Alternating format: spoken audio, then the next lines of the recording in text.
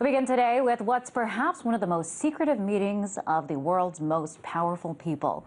The Bohemian Grove retreat is held every summer in Monterey, California. Top government and business leaders are among those that attend the men's-only event. It's been going on for decades, but what actually happens there remains a mystery. And that's because the two-week gathering is completely closed to the media. But now an infamous hacker is trying to shed some light on what goes on there. The hacker Guccifer has handed over some emails to RT. Here's one of them. It says, quote, or it shows News Corp executive Andrew Knight allegedly writing to former U.S. Secretary of State Colin Powell.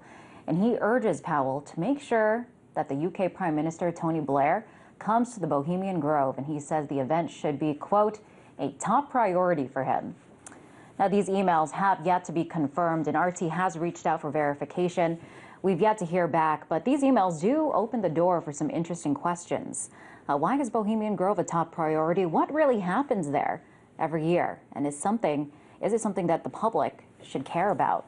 To discuss, I'm joined by Elizabeth Flock, politics reporter at U.S. News and World Report. Welcome, Elizabeth. Thank you. So I guess what do we know about what goes on there?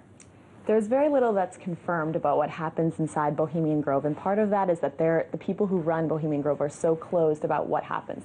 What they will say is that it's a gathering every year of influential people, ranging from former presidents to CEOs, oil tycoons, and that it's based around art and music and culture, and it's among the redwood trees. Oh, sounds like a good time. But what would make this different from other elite events that go on, Davos, for example, or some of these other elite gatherings? Well, it's actually very different because if you look at Davos or Aspen, even though many of the events are invitation only, a lot of it is open to the public, and the goal is sort of to better the world and have all these thought leaders coming together to share their ideas with the public, and you can watch the things on YouTube and all of that. Bohemian Grove is completely different. You have no idea what goes on there. You don't know who's attending every year. You don't know what they talk about. And Bohemian Grove even says that they are not trying to better the world. They're not trying to gather people together to come up with ideas that will be world-changing. They just want it to be sort of a retreat. Right, right.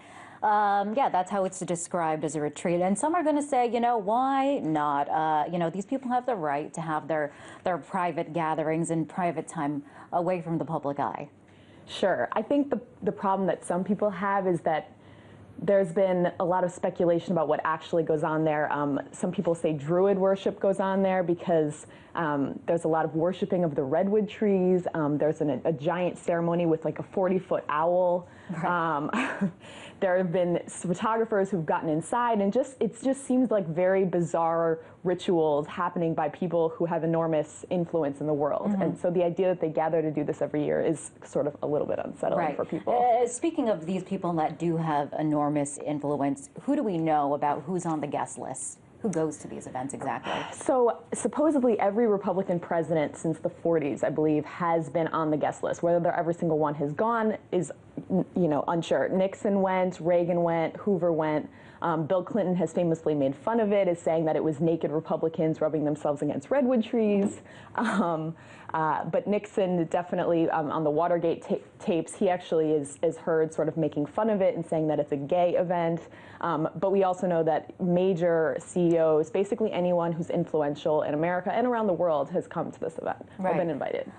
So yeah, it seems like all the world's most rich and powerful, the policymakers, the influence makers are there. Yeah, you don't really hear too much about it. So why do you think it's not really a concern of the mass media or the general public? I mean, I think it's just that so little information has gotten out, so there's nothing to really say. And the people who have gotten information out are people that are sort of kept to the fringes. So InfoWars, a famous conspiracy theorist site, Alex Jones, he went in there with the camera, and he actually was able to videotape the ceremony with the giant owl. And I talked to the spokesperson of Bohemian Grove, and he confirmed that the footage was real.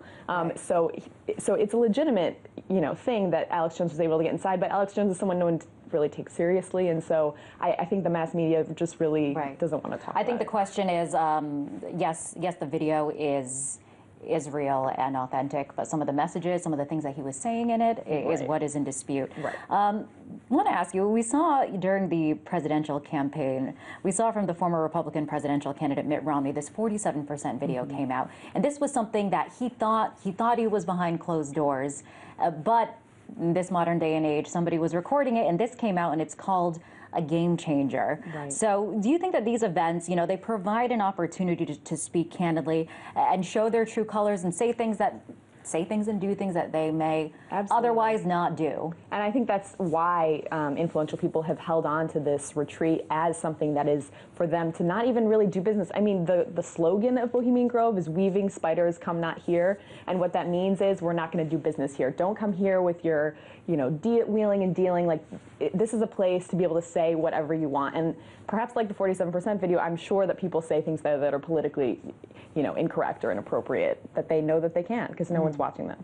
I guess the great dilemma is that a lot of the stuff is just kind of speculation because it's so secret. Absolutely. It still remains a secret. We don't really know for sure what does go on, but appreciate you coming on, Elizabeth. That was Elizabeth Flock, politics reporter at U.S. News and World Report. Thanks.